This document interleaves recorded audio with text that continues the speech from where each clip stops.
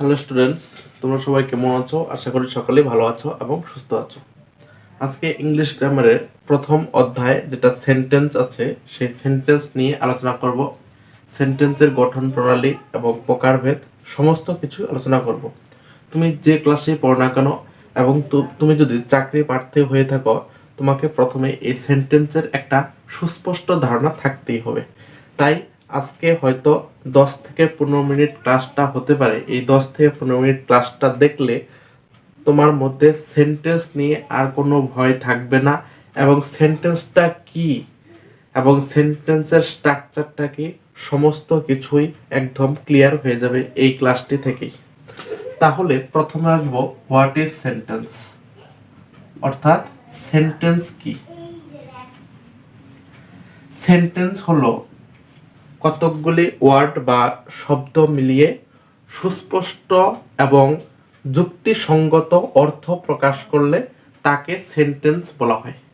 একটি অর্থ থাকতে হবে এবং সেটা যুক্তিসঙ্গত হতে হবে। যদি অযুক্ত হয় তাহলে তাকে কিন্তু সেন্টেন্স বলা যাবে না। এক্সাম্পল কি বলতে পারি, যেমন Ram is a good boy. Ram হলো ভালো ছেলে, এখানে একটা অর্থ আছে এবং এটা একটা যুক্তিসঙ্গত, তাহলে একে সেন্টেন্স বলতে পারি। কিন্তু যদি লিখি রাম এ গুড, এখানে দেখো সেন্টেন্সের কোনো অর্থ হলো না এবং এটা যুক্তিসঙ্গত নয়। এখানে সুস্পষ্ট কোনো অর্থ পাওয়া যায়নি, তাই একে সেন্টেন্স বলা যাবে না। ঠিক আছে? অথবা Ram is a, Ram is a, যদি এইটুকু বলি তবু একে সেন্টেন্স বলা যাবে না। এখানে কোনো অর্থ প্রকাশ করছে না, অর্থাৎ একটি অর্থ প্রকাশ করতে হবে এবং সেটা অবশ্যই যুক্তিসঙ্গত হতে হবে। যদি সেন্টেন্সের স্ট্রাকচারটা বলি তাহলে কি হয়, প্রথমে সাবজেক্ট বসে, তারপর ভার্ব বসে, তারপর অবজেক্ট বসে। এই তিনটি বিষয় সম্পর্কে অবশ্যই তোমাকে জানতে হবে এবং বুঝতে হবে কোনটা সাবজেক্ট, কোনটা ভার্ব, কোনটা অবজেক্ট। সাবজেক্ট কি? বাক্যে যে কাজ করে তাকে সাবজেক্ট বলা হয়, এবং কোনো কিছু করা, হওয়া, থাকা বোঝালে তাকে ভার্ব বলে। এবং অবজেক্টটা কি? কিভাবে অবজেক্ট বার করবে? ভার্বকে কি বা কাকে দিয়ে প্রশ্ন করলে যেটা উত্তর পাওয়া যায় তাকেই অবজেক্ট বলা হয়। মনে করো লিখলাম রাম রাম প্লেস ক্রিকেট, অর্থাৎ রাম ক্রিকেট খেলে।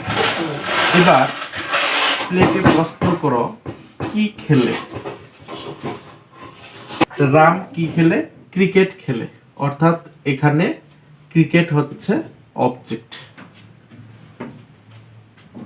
আমি আরেকটা সেন্টেন্স বলছি, রাম হ্যাজ 4 legs। এটা দেখো কি লিখলাম, রাম হ্যাজ 4 legs। প্রথমে সাবজেক্ট আছে, তারপর ভার্ব আছে, তারপর অবজেক্ট আছে। এটা গ্রামারের দিক থেকে সেন্টেন্স সঠিক হয়েছে, কিন্তু এটা যুক্তিসঙ্গত নয়। এর অর্থ কি? রামের 4টি পা আছে, তাহলে রামের তো কোনো সময় 4টি পা থাকতে পারে না, গরুর 4টি পা থাকে। তাহলে এখানে গ্রামারের দিক থেকে ঠিক আছে, কিন্তু অর্থের দিক থেকে ঠিক নেই। এটা যুক্তিসঙ্গত নয়, তাই একে সেন্টেন্স বলা যাবে না। অর্থাৎ সেন্টেন্সের সংজ্ঞা কি হবে?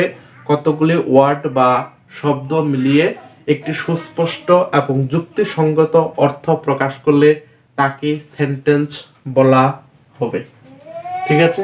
একটি সেন্টেন্সের দুটি অংশ থাকে। একটি সেন্টেন্সের দুটি অংশ থাকে।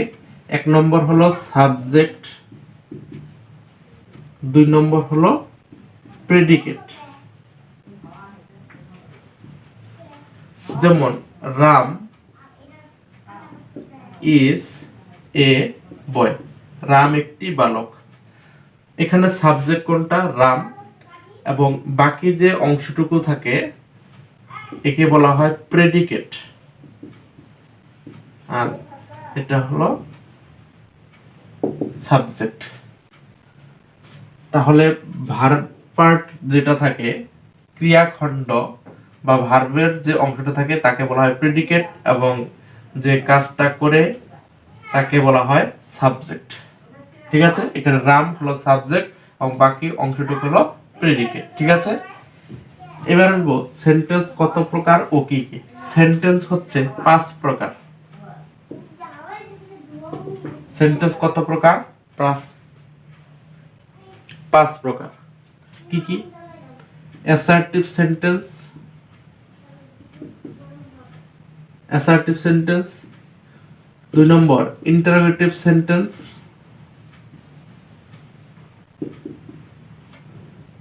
3 number imperative sentence. 4 number optative sentence. 5 number exclamatory sentence. ঠিক আছে, অ্যাসার্টিভ সেন্টেন্সের স্ট্রাকচারটা কি? Subject plus verb plus object. Interrogative sentence structure কি? Verb plus subject plus object, এবং অ্যাসার্টিভ সেন্টেন্স শেষে ফুল স্টপ হয় এবং ইন্টারেটিভ সেন্টেন্স শেষে কোশ্চেন মার্ক হয়। ইম্পারেটিভ সেন্টেন্সের স্ট্রাকচার কি? Verb plus object full stop হবে, এবং অপটেটিভ সেন্টেন্স হলো, অপটেটিভ সেন্টেন্সের যে স্ট্রাকচার বলি প্রথমে মে হবে, তারপর অ্যাসার্টিভ সেন্টেন্স হবে। এবং এক্সক্লেমেটরি সেন্টেন্সের হলো প্রথমে যেমন এলাস, তারপর হুররা,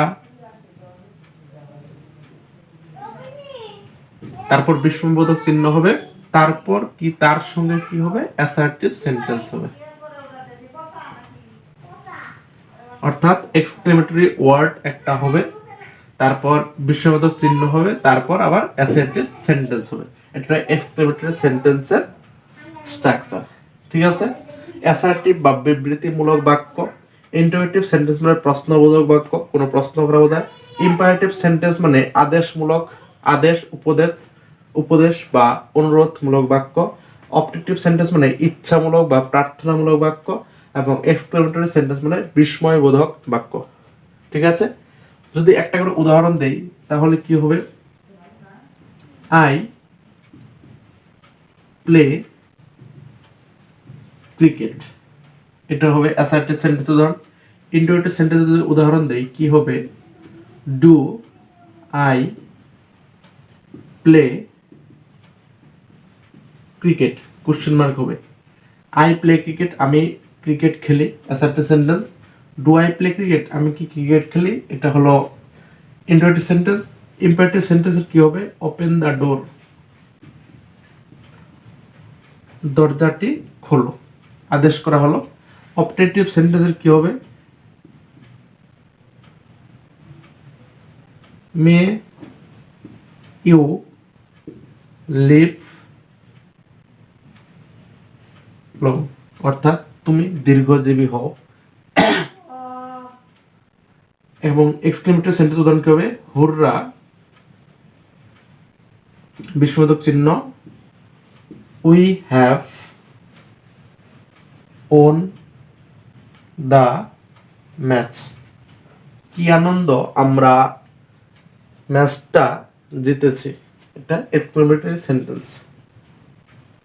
এই সেন্টেন্সের 5টা ভাগ বললাম এবং 5টা করে উদাহরণ দিলাম, স্ট্রাকচার বলে দিলাম, এবং তোমাদের ইংলিশ গ্রামার যে বই আছে সেই বইতে আরো বিস্তারিত আছে, সেখান থেকে একটু রিডিং পড়ে নেবে, তাই হয়ে যাবে। সেন্টেন্সকে আবার 2 ভাগে ভাগ করা যায়, অ্যাফার্মেটিভ